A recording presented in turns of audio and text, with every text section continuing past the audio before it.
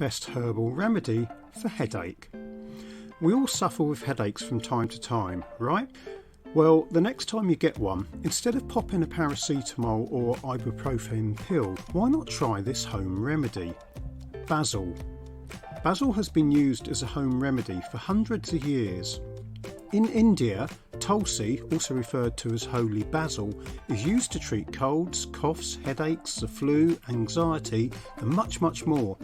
It has both relaxation and analgesic, i.e. painkiller, properties.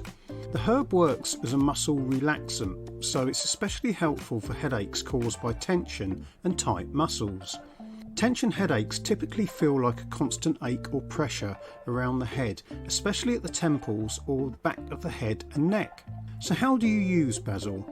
Simply add 4 or 5 fresh basil leaves to a cup of boiling water and allow to simmer. Once simmered, sip the tea slowly. Alternatively, you could choose some fresh basil leaves. This also helps freshen breath. Making a basil steam is also another option.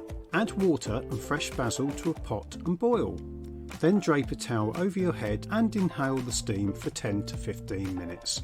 So we hope you found this information useful. Until next time, goodbye.